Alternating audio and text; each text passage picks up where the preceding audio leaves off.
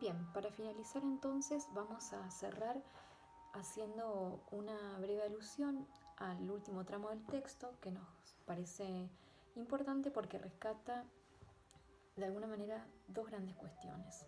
Por un lado, el autor va a hacer referencia a la filosofía como una creación totalmente nueva y originaria en el mundo de Occidente. Y no vamos a entrar obviamente eh, en los pequeños detalles de las discusiones entre si existe o no una filosofía oriental. En el sentido griego no, estrictamente, al menos desde mi punto de vista. Considero que la filosofía como creación griega tiene que ver con una manera original de ver el mundo y que no se presenta en el pensamiento de la estructura oriental, justamente porque estamos partiendo de una filosofía que surge justamente en cuestionamiento de algún modo del mundo religioso. No porque lo rechace, sino porque justamente cuestiona que todo puede explicarse desde lo religioso. De aquí la famosa pregunta por el ser, por el hombre, por el origen del cosmos, que va a tener lugar justamente en el contexto de la filosofía jónica específicamente, y va a dar origen a un planteo que en sus inicios va a ser absolutamente original, más allá de que sabemos que hay un traspaso desde el mito al logos que no es de un día para el otro, pero que sí es inédito en la historia de Occidente. Entonces, también es importante decir que justamente el nacimiento de la filosofía va a marcar la cultura occidental para todo lo que viene en la posteridad, ¿no? Así sea hasta para contrariarla, como lo va a hacer justamente toda la oposición a la filosofía griega. Entonces es importante tener en cuenta esto.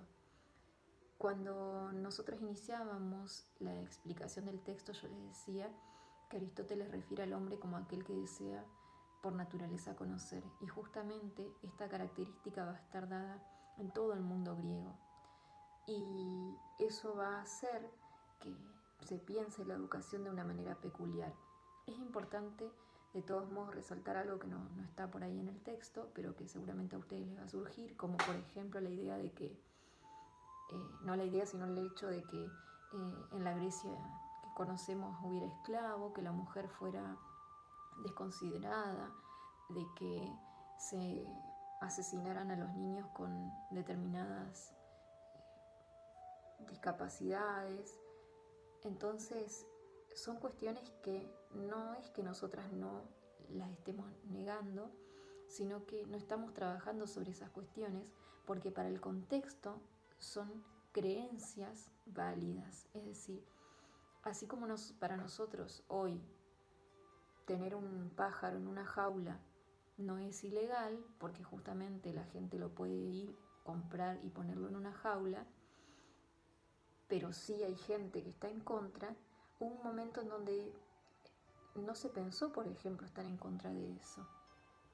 Esto tiene que ver con el contexto que va cambiando y que va haciendo que la mentalidad vaya de alguna manera madurando en algún sentido. Entonces hoy encontramos quienes han comprendido que encerrar a un animal no es lo mejor para su modo de vida. Sin embargo, hubo mucho tiempo en la historia de la humanidad en donde eso no se vio así.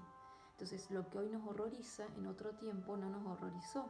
Entonces, pensar, por ejemplo, en estas cuestiones que yo nombré en el mundo griego, por más estado de desarrollo y maduración racional que hubiera habido, tampoco eran malas o no les causaban ningún tipo de horror, sino que por el contrario formaban parte de sus concepciones. Entonces también es importante decir que esto obviamente existió y está en cualquier libro de historia que nosotros vayamos a leer, pero no es eso en lo que nos estamos concentrando, sino en cómo fue concebida la educación para ese mundo.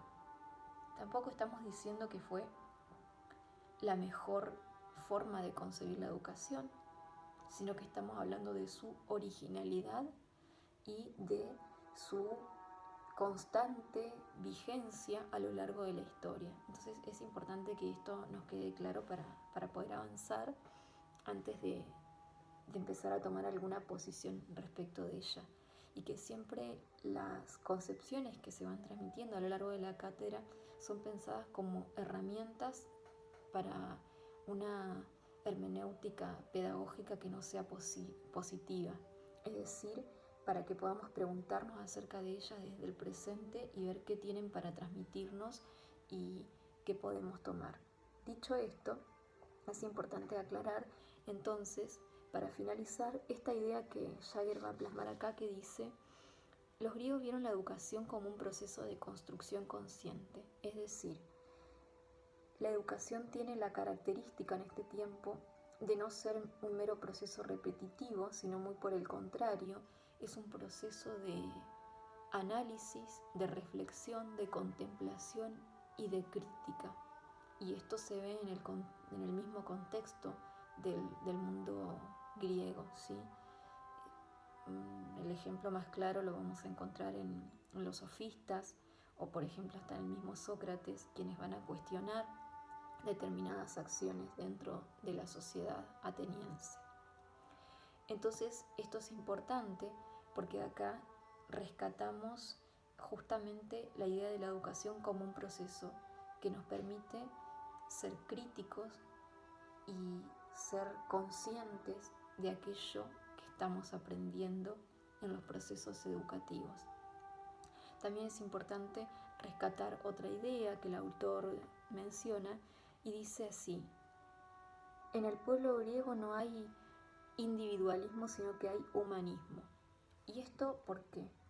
Es importante aclararlo, ya que en algún momento del texto, creo que es en el inicio, el autor habla de que el individuo tiene una posición particular dentro del mundo griego. No es lo mismo decir individuo que individualismo. ¿Por qué?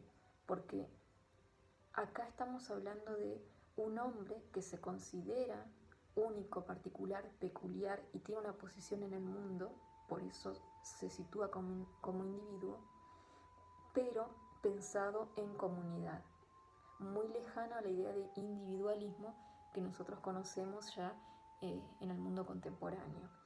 Y este humanismo está relacionado justamente a la idea de el hombre en su estructura material y espiritual relacionada con los otros dentro de una comunidad, buscando el más alto ideal, va a decir el autor, que tiene que ver con la adquisición de las virtudes para poder comportarse en comunidad por su bien y por el bien de los otros.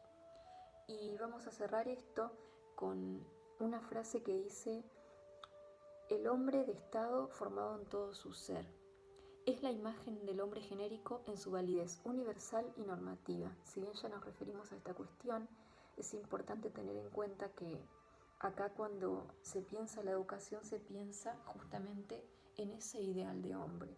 Entonces es importante comprender que en este contexto la educación está pensada de esta manera para poder seguir avanzando y ver que en la Edad Media, si bien estos ideales educativos que nosotros fuimos repasando van a ser tomados en otro sentido, porque acá están pensados dentro del Estado, sin desconocer que existe una religión, pero desde otra concepción.